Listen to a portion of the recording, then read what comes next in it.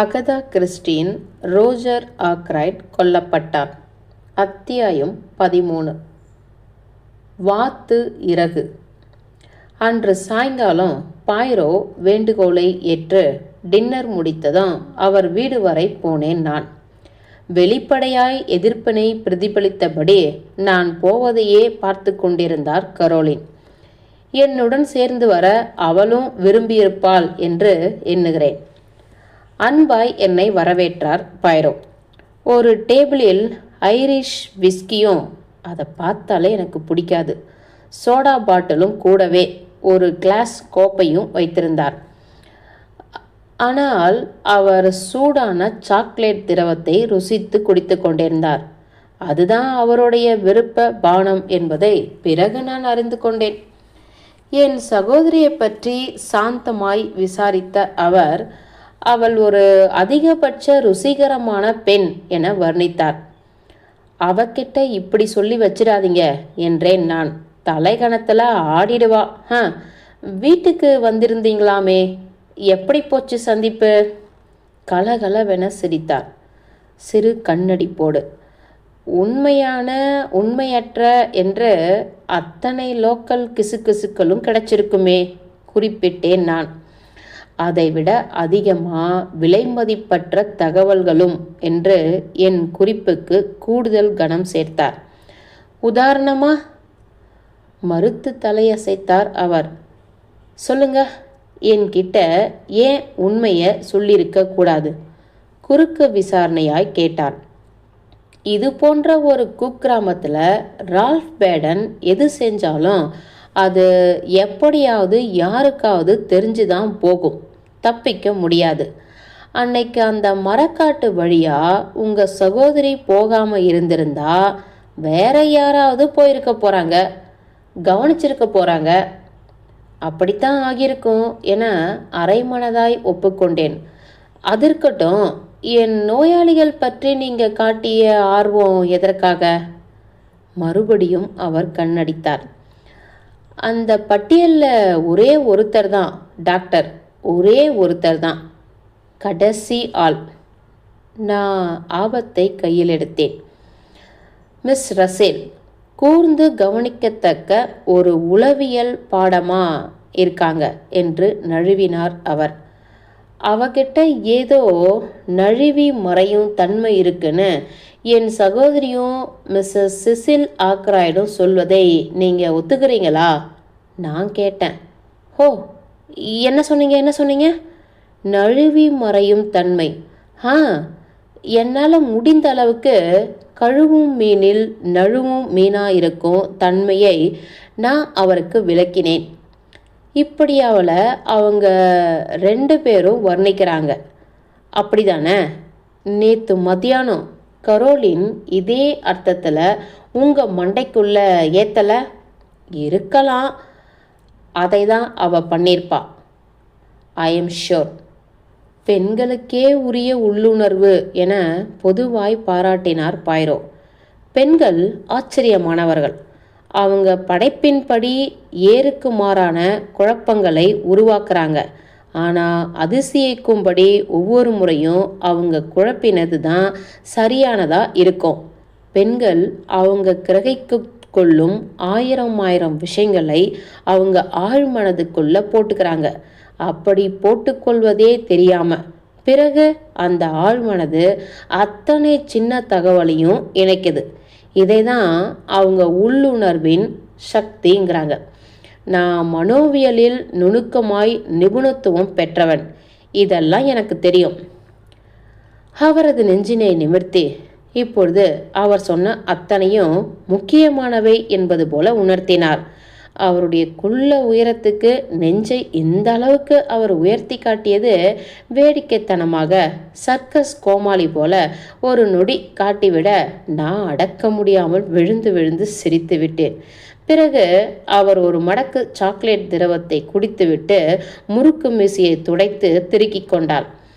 இந்த ரோஜர் ஆக்ராய்டின் முழு கூத்தை பற்றியும் இப்போதைக்கு நீங்கள் என்ன நினைக்கிறீங்க என்பதை என்கிட்ட சொல்லுவீங்கன்னு எதிர்பார்க்கிறேன்.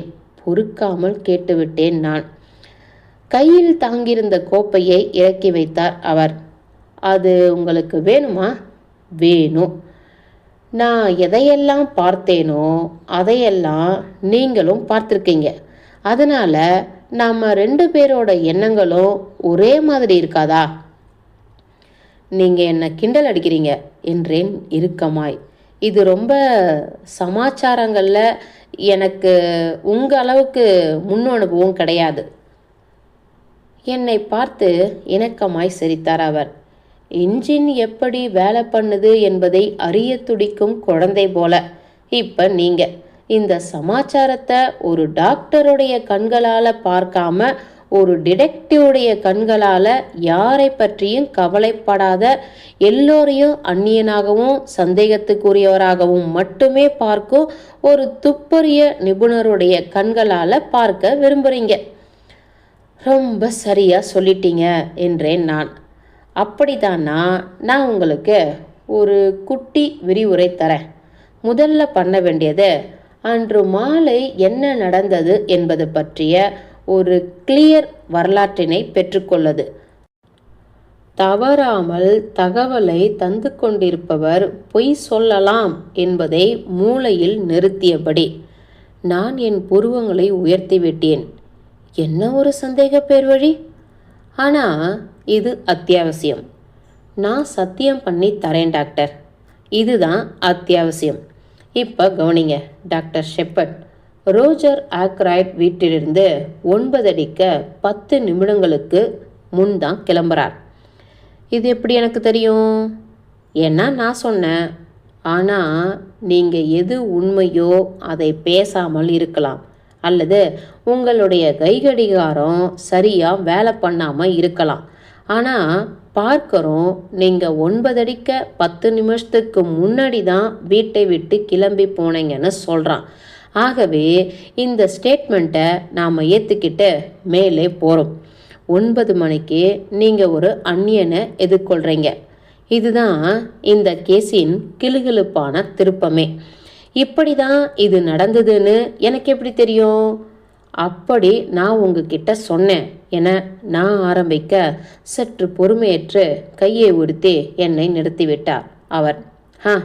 இன்னைக்கு ராத்திரி உங்கள் மூளை கொஞ்சம் கம்மியாக வேலை பண்ணுது மை ஃப்ரெண்ட். அது அப்படித்தான்னு உங்களுக்கு தெரியும். அது அப்படியே தான்னு எனக்கு எப்படி தெரியும்?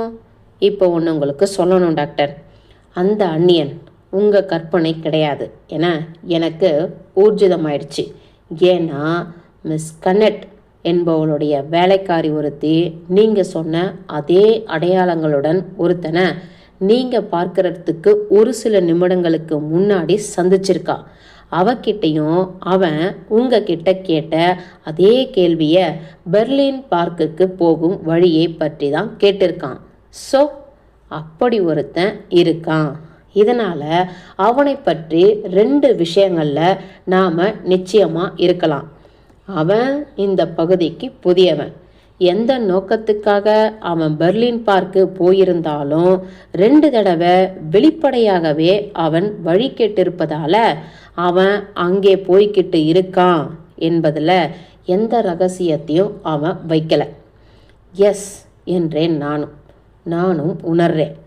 இந்த கட்டத்தில் அந்த அந்நியனை பற்றி மேற்கொண்டு விஷயங்களை கிரகிப்பதை என் வேலையாக ஆக்கிக்கிட்டேன். அவன் கிராமத்து ஆண்கள் விடுதியில் குடிச்சிருக்கான்னு தெரிஞ்சுக்கிட்டேன். அங்கே இருக்கிற பார் பணியாளன் அந்த ஆள் அமெரிக்க ஸ்டைலில் ஆங்கிலம் பேசினதாகவும் அவனே கூட அப்போதான் அமெரிக்காவில் இருந்து வந்திருப்பதாக சொல்லிக்கிட்டதாகவும் சொன்னான். அவன் பேசினதில் அமெரிக்கா சாயல் இருந்ததா இப்போ உங்களுக்கு படுதா? எஸ், அப்படிதான்னு நினைக்கிறேன் என்றேன் நான். ஓரிரு நிமிடங்கள் சிந்தனையை பின்னுக்கு தள்ளி யோசித்த பிறகு, ஆனால் ரொம்ப சன்னமாக தான் அப்படி இருந்தது, நிறைய இல்லை. நல்லது. மேலும் இது உங்களுக்கே நினைவிருக்கலாம். அந்த சின்ன தோட்ட அறையிலிருந்து எடுத்தது. எனக்கெதிரில் அந்த சிறு இறகினை பிடித்தார். அது நான் ஆர்வமாய் பார்த்தேன். அப்பொழுது நான் படித்திருந்த ஒரு விஷயம் குறித்த ஞாபகம் எனக்குள் மலமளவென சுழன்றடித்து கொண்டு வந்தது. என் முகத்தை கவனித்து கொண்டிருந்த பாய்ரோ ஒப்புதலாய் தலையசைத்தார். எஸ், போதை, ஹெராயின். போதை எடுத்துக்கொள்பவர்கள் இதில் தான் தொட்டெடுத்து அப்படியே மூக்கருகளை வச்சு இழுப்பாங்க. டயாமார்பின், ஹைட்ரோலைட். நான் இயந்திரத்தனமாக முணுமுணுத்து விட்டேன். இந்த வகையில் போதை மருந்தை உட்கொள்வது மற்ற நாடுகளில் சர்வசாதாரணம். அந்த ஆள் கனடா அல்லது அமெரிக்காவிலிருந்து வந்திருப்பதற்கு ஒரு சான்று இது. எது உங்கள் கவனத்தை முதல்ல அந்த சின்ன தோட்டத்து அறைக்கு நோக்கி இழுத்தது? ஆர்வமாய் கேட்டேன் நான். மை ஃப்ரெண்ட், அந்த பாதையை உபயோகிக்கும் யாராக இருந்தாலும் அதை வீட்டுக்கான ஒரு குறுக்கு பாதையாக தான் பயன்படுத்துகிறாங்கன்னு மட்டுமே இன்ஸ்பெக்டர் எடுத்துக்கிட்டார். ஆனால் இதே பாதையில் அந்த சின்ன தோட்டத்து அறையையும் இருப்பது என் கண்ணில் பட்ட உடனேயே அதை யார் வேணும்னாலும் ஒரு அளவளவல் நிகழ்த்தும் இடமாக பயன்படுத்தலாம்னு தோணுச்சு. அந்த அந்நியன் முன்கதவு வழியாகவும் வரலை, பின்கதவு வழியாகவும் நுழையல என்பது இப்போ ஏறக்குறைய ஊர்ஜிதமாயிடுச்சு. அப்போ அந்த அறையில் முன்கூட்டியே இருந்த யாராவது போய் அவனை சந்திச்சிருப்பாங்களா? அப்படிதானா அவங்க காத்திருப்பதற்கு அந்த சின்ன தோட்டத்து அறையை விட வேற எது அத்தனை வசதியாக அமைஞ்சிருக்க முடியும்? இந்த எதிர்பார்ப்பை மனசில் வச்சுக்கிட்டு தான் க்ளூ ஏதாவது கிடைக்குமான நான் அந்த அறையை தேடியது. 2 துப்புகள் கிடைத்தன. துண்டு கஞ்சி துணி மற்றும் இறகு. அந்த துண்டு கஞ்சி துணி ஆர்வம் இன்னும் கூடிவிட கேட்டேன். அது பற்றி? பாய்ரோ அவரது புருவங்களை உயர தூக்கினார். நீங்கள் உங்களோட சாதுரியமிக்க மூளையின் சாம்பல் நிற செல்களை பயன்படுத்தலை என குறிப்பிட்டார் வறட்சியாய்.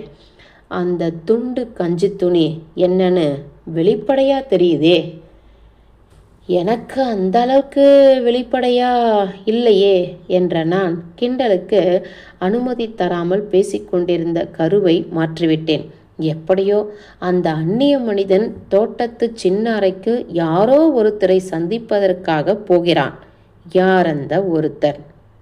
இதுதான் முக்கியமான கேள்வியே, சொன்னார் பாய்ரோ. மிஸ்ஸஸ் ஆக்ராய்டும் அவங்களோட பொண்ணும் கனடாவிலிருந்து கிளம்பி வாழ்க்கையை ஓட்ட இங்கே வந்தவங்கன்னு உங்களுக்கு நினைவிருக்குல்ல? எதையோ மறைக்கிறேங்கன்னு இன்னைக்கு அவங்கள குற்றம் சுமத்திய போது நீங்கள் உணர்த்தியது இதைதானா? இருக்கலாம். இப்போ இன்னொரு பாயிண்ட்டு. வீட்டின் அறைகளோட சுத்தத்தை கண்காணிக்கும் அந்த வேலைக்காரி சொன்ன கதையை பற்றி நீங்கள் என்ன நினைக்கிறீங்க? எந்த கதை? அவ நீக்கப்பட்டதை பற்றிய கதை. ஒரு வேலைக்காரிய வேலையை விட்டு தூக்க 1/2 மணி நேரமா பிடிக்கும்? அந்த முக்கியமான தாள்களை மையப்படுத்திய கதை சாத்தியம்தானா? இதில் இன்னொன்று நினைவிருக்கட்டும் டாக்டர். 9:30 10 வரைக்கும் அவளோட ரூமில் தான் இருந்ததா சொன்னாலும் கூட அதை ஊர்ஜிதப்படுத்த நம்ம கிட்ட சாட்சியம் கிடையாது. நீங்கள் எனக்கு கிளி பிடிக்க வைக்கிறீங்க என்றேன் நான். ஆனால் எனக்கு எல்லாமே கொஞ்சம் கொஞ்சமாக தெளிவாக ஆரம்பிக்குது. ஓகே, இப்போ உங்களோட அந்த முடிவுகளையும் தர்க்கங்களையும் எனக்கு சொல்லணும். ஸ்டார்ட். என் பாக்கெட்டில் இருந்த ஒரு சின்ன தாளை எடுத்துக்கொண்டேன் நான். சில ஆலோசனைகளை நான் கிறுக்கி வச்சிருக்கேன் என்றேன் நான் மன்னிப்பு கேட்கும் துணியில். எக்ஸலண்ட், உங்களுக்குன்னு ஒரு முறை வச்சிருக்கீங்க. அவ என்னென்னு கேட்போமா? மாபெரும் துப்பறியும் நிபுணருக்கு ஆலோசனைகளை தருவதால் அவற்றை நான் சற்றே லஜ்ஜையான குரலில் வாசிக்கலானேன். எதை ஆலோசித்தாலும் அதை தர்க்க ரீதியாக, அதாவது லாஜிக்கலாக விளக்கியாகணும். ஜஸ்ட் அப்படியே என் நண்பன் ஏஸ்டிங் சொல்வதையே சொல்லி ஆரம்பிக்கிறீங்க என்று சின்னதாய் இடைமறித்த பாய்ரோ, ஆனால் பாவி பய அப்படி செஞ்சது தான் இல்லை என்று தனது ஆத்ம நண்பனை எண்ணி புன்முறுவல் கொண்டார். நான் ஆரம்பித்தேன். Point number 1. மிஸ்டர் ஆக்ராய்ட் யாருடனோ பேசிக்கொண்டிருந்தது 9:30 மணிக்கு கேட்கப்பட்டிருக்கு. Point number 2. மாலையை ஒட்டியே ஏதோ ஒரு சமயத்தில் பேடன் ஜன்னல் வழியாக ரோஜரோட அறைக்கு வந்திருக்கணும். ஜன்னலில் இருக்கும் கால் தடங்களின் சாட்சி தரும் விளக்கம் இது. Point number 3. மிஸ்டர் ஆக்ராய்டு அன்றைய மாலை பொழுது முழுக்க நரம்பு அதிர்விலேயே இருந்ததால் அவருக்கு தெரிஞ்ச யாரையோ மட்டும்தான் அவர் உள்ளே அனுமதிச்சிருக்க முடியும். Point number 4. மிஸ்டர் ரோஜர் ஆக்ராய்டுடன் 9:30க்கு இருந்த நபர் பணத்தை தான் கேட்டுக்கிட்டு இருந்திருக்கார். ரால்ஃப் பேடன் தம்புடி இல்லாமல் இருந்தார்னு நமக்கு தெரியும். இந்த 4 பாயிண்ட்டுகளும் மிஸ்டர் ரோஜர் ஆக்ராய்டுடன் 9:30 மணிக்கு இருந்த நபர் ரால்ஃப் பேடன் என்பதை நமக்கு நல்லாவே தெரிய வைக்குது. ஆனால் நமக்கு மிஸ்டர் ரோஜர் 9:45க்கு உயிருடன் இருந்தார் என்பது தெரியும். ஆகையால் அவரை பேடன் கொல்லலை. ரால்ஃப் போகும்போது ஜன்னலை திறந்து வச்சிட்டே போயிருக்கான். அதுக்கப்புறம் வந்த கொலைகாரன் அது வழியாக நுழைஞ்சிருக்கான். அந்த கொலைகாரன் தான் யாரு? விசாரணையில் இறங்கினார் பாய்ரோ. அந்த அமெரிக்க அந்நியன். அவன் இந்த பார்க்கர் பைய கூட கூட்டணியில் இருந்திருக்கலாம். மேலும் பார்க்கரிடம் நம்மளால் மிஸ்ஸஸ் பெரரிஸை பிளாக்மெயில் செஞ்சவனை அடையாளம் காண முடியுது. அப்படின்னா பார்க்கர் தான் அந்த பிச்சுவா கத்தியை எடுத்து அந்த அந்நியனிடம் கொடுத்து கொலை நடந்திருக்கணும். இது ஒரு தியரி என்று ஒப்புக்கொண்டார் பாய்ரோ. நிச்சயமாக உங்களுக்கு புத்திசாலித்தனம் சில படிகள் நிறையவே இருக்குது. ஆனால் இது நிறைய விஷயங்களை கணக்கில் எடுத்துக்காதது தியரியாக இருக்குது. உதாரணமாக அந்த டெலிஃபோன் கால், தள்ளப்பட்டிருந்த நாற்காலி, கடைசியாக நீங்கள் குறிப்பிட்டது அத்தனை முக்கியமானது தான்னா நீங்கள் நினைக்கிறீங்க? தேவையற்றதாகவும் இருக்கலாம், ஏற்றுக்கொண்டார் என் நண்பர். சாதாரண போக்கில் கூட அந்த நாற்காலி இழுக்கப்பட்டிருக்கலாம். ரேமண்டோ அல்லது பிளான்ட்டோ உணர்ச்சி போராட்டத்தில் தாங்களாகவே அதை பழைய இடத்துக்கு செருகிவிட்டு இருக்கலாம். அப்புறம் அந்த காணாமல் போன 40 பவுண்டுகள் வேற இருக்கு. ரால்ஃபுக்கு ரோஜர் ஆக்ராய்டா தரப்பட்டது என ஆலோசித்தேன் நான். முதல்ல மறுத்திருந்தாலும் அப்புறம் தந்திரலான அவர் முடிவெடுத்திருக்கலாம். அப்படியும் இன்னும் கூட ஒரு விஷயம் விளக்கப்படாமல் தொக்கி நிற்கிது. என்னது? 9:30 மணிக்கு மிஸ்டர் ரோஜர் ஆக்ராயருடன் இருந்தது ரேமண்ட் தான் அப்படின்னு எதுக்காக பிளான்ட் அவரோட மனசில் அத்தனை முடிவாக இருக்காரு? இதை தான் அவரே விளக்கிட்டாரே என்றேன் நான். அப்படியே தானா நீங்களும் நினைக்கிறீங்க? ஓகே, நான் இதுக்கு அதிகம் அழுத்தம் தரலை. இதுக்கு பதிலாக ரால்ஃப் பேடனுடைய தலைமறைவுக்கு என்ன காரணம் இருக்கும்னு நீங்கள் சொல்ல வரீங்க? இதை சொல்லுங்க முதல்ல. இதை விளக்குவது கொஞ்சம் கஷ்டமான சமாச்சாரம் என்றேன் நான் மெல்லமாய். ஒரு மருத்துவராக தான் நான் இதை பேசியாக இருக்க வேண்டியிருக்கு. ரால்ஃபின் நரம்புகள் திருகி போய் கட்டி பழகப்பட்டிருக்கணும். அவர் கிளம்பி போன ஒரு சில நிமிடங்கள்லே, அதாவது புயலாய் 2 பேருக்குள்ளும் ஒரு சந்திப்பு நிகழ்ந்த பிறகு பேடன் கிளம்பி போன ஒரு சில நிமிஷங்கள்லேயே அவருடைய அங்கிள் கொலையாகி இருப்பதாய் கண்டுபிடிக்கப்பட்ட செய்தியை அவர் கேட்ட நொடியில் என்னமோ ஆகியிருப்பார். நொறுங்கி போயிருப்பார். தலைகால் தெரியாமல் ஓடி ஒளிஞ்சிட்டார். ஆண்கள் இப்படி தான் நடந்து கொள்வதில் வெகு பிரசித்தம். அவங்க மேலே தப்பே இருக்காத போதும் தப்பு இருப்பதால் நடந்து கொள்வது. ஆமாம், ட்ரூ என ஆமோதித்தார் பாய்ரோ. ஆனால் நாம் ஒரு விஷயத்திலிருந்து கண்களை அகற்றக்கூடாது. என்ன சொல்ல போகிறீங்கன்னு எனக்கும் தெரியும் என குறிப்பு தந்தேன் நான். இலக்கு, மோட்டிவ். அவருடைய அங்கிளுடைய மரணத்தில் கொள்ளையா செல்வத்தை அடையறார். Captain Ralph Baden.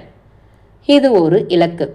அப்படின்னா நண்பரே, நம்ம முகத்தில் அரையிற மாதிரி 3 இலக்குகள் நின்றுக்கிட்டு இருப்பது உங்கள் கண்ணுக்கு தெரியலையா? யாரோ அந்த நீல நிற உரையையும் அதிலிருந்த பொருளடக்கத்தையும் சுருட்டிக்கிட்டு ஓடிருக்காங்க. இது ஒரு இலக்கு.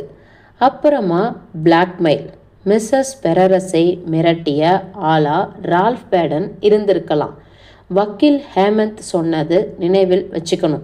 சமீப காலமாக ரால்ஃப் பேடன் பணம் வேண்டி அவருடைய அப்பா கிட்ட மனு போட்டதே கிடையாதான். இதை கவனத்தில் வச்சுக்கிட்டா வேற எங்கிருந்தோ அவருக்கு பணம் சப்ளை ஆகிக்கிட்டே இருந்திருக்கு என்பது விளங்குது. கடைசியாக நீங்கள் சொன்னது. ஹோ என்றேன் நான். மேற்கொண்டு எதையும் ஏற்றுக்கொள்ள மூளையில் இடமின்றி, அப்படின்னா இந்த கேஸ் அவரை சுட்டிக்காட்டி தான் நிற்குது. அப்படியா என்று கேட்டார் பாய்ரோ. இதில் தான் நீங்களும் நானும் வேறுபடுறோம். 3 இலக்குகள். Too much. இது சாத்தியமே இல்லை. எனவே ரால்ஃப் பேடன் குற்றமற்றவன் என்பது பக்கமே நான் சாய வேண்டி இருக்கு டாக்டர். அத்தியாயம் 13 முடிந்தது.